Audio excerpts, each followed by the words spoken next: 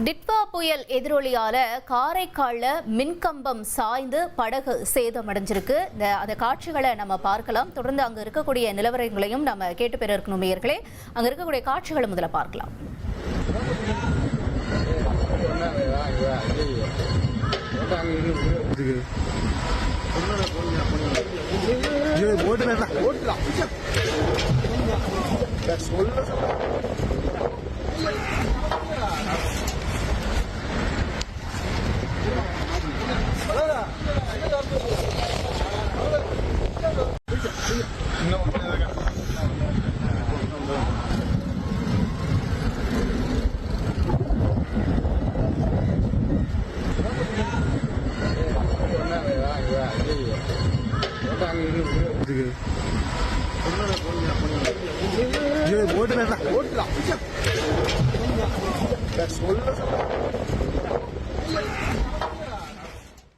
விவரங்களோட செய்தியாளர் அந்தோணிராஜ் இணைஞ்சிருக்காரு, பேசலாம். அந்தோணிராஜ் வணக்கம்.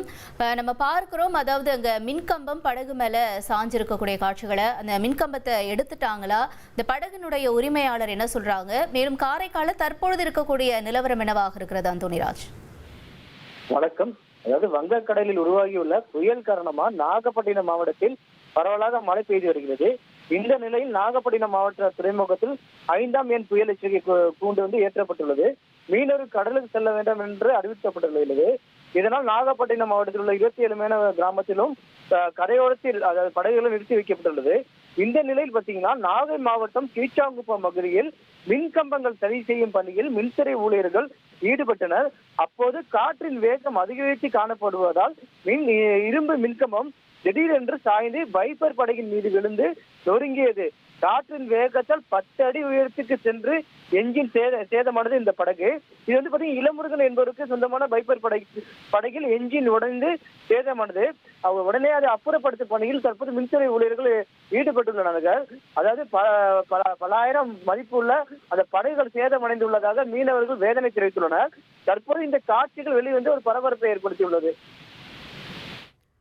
தகவல்களுக்கு நன்றி அந்தோணிராஜ். தொடர் கனமழை காரணமாக பல்வேறு இடங்களும் ஒரு பக்கம் தண்ணீர் சூழ்ந்திருக்கிறது, மற்ற இடங்கள்லாம் மரங்களும் மின்கம்பங்களும் சாய்ந்து விழக்கூடிய நிலை ஏற்பட்டிருக்கிறது.